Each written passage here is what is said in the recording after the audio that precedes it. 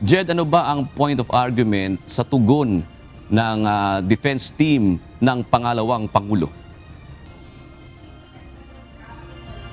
Jude, ayon kay Attorney Michael Powa na siyang tagapagsalita ng defense team ni Vice President Sara Duterte, pinaka-main point ng kanilang isinumiteng tugon dito sa Senate Impeachment Court ay yung prayer nila to dismiss yung kaso ng pangalawang Pangulo. Bukod dyan, sinagot din nila yung 4 na articles of impeachment laban sa pangalawang Pangulo.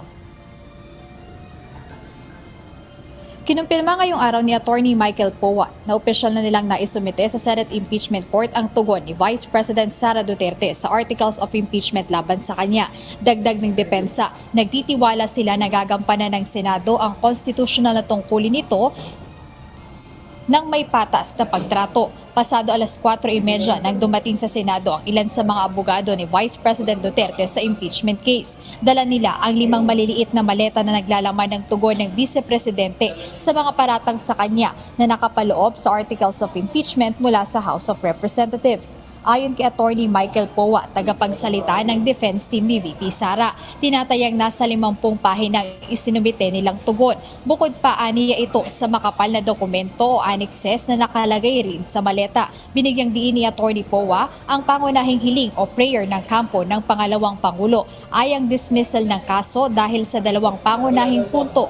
Una na rito, kinwestiyon ng defense team ang mga umano'y irregularidad sa House Committee on Justice bago pa man umakyat ang kaso sa Senado. Well, of course, first and foremost, ang gusto natin ay sana ma-dismiss, no? Itong articles of impeachment laban sa kanya. But kung ano man ang mangyari, handa naman kaming depensahan ng ating Vice Presidente. Bukod dito, iginiit ni Attorney Michael Powa na ang mga orihinal na reklamo o complaints na nakapaloob sa articles of impeachment ay walang kalakip na ebidensya.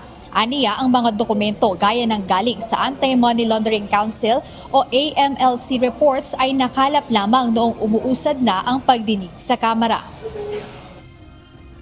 Sinasabi namin ay meron ngang intermediation naging proceedings. That's why we feel that it warrants dismissal. Also, we have raised our objections on the alleged pieces of evidence, no, against the Vice President.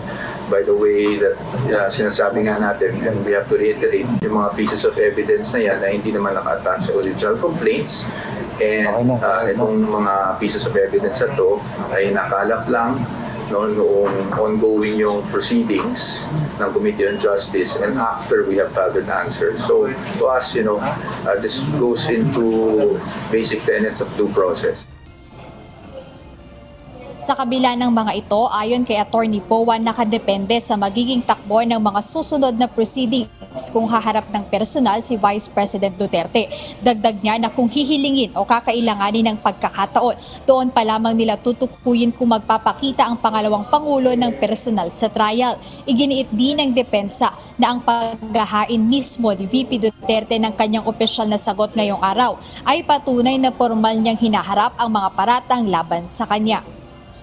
June, kasunod nga ng pagsusumite ng kampo ni Vice President Sara Duterte ng tugon doon sa articles of impeachment, ang susunod na asahan ay yung pagbibigay ng kopya sa impeachment court maging sa House Prosecution Panel nitong naging tugon ng Vice Presidente. And upon receipt ng House Prosecution Panel doon sa tugon ng Vice Presidente, dito na magsisimula yung 5 araw o 5 calendar days para doon sa deadline naman nila na makapagsumite ng tugon. At gaya ng mga naunang pahayag ng mga senador na tatayong senator judges dito sa impeachment ni Vice President Duterte, inaasahang July 6 ay masimulan na yung trial sa impeachment case ni Vice President Sara Duterte. At sinabi rin, dagdago na rin June, na sinabi kanina ng defense team ni VP Duterte na sa ngayon business as usual pa rin ang pangalawang Pangulo, kung saan hindi naman natigil ang trabaho nito lalo't may mga abogado na siyang nag-handle dito sa naturang kaso. Ayan muna update mula rito sa Senado. Balik sa inyo, June.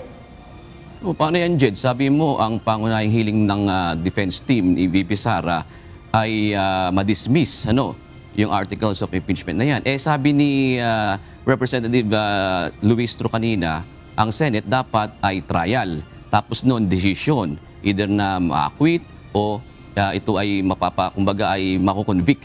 Paano yun?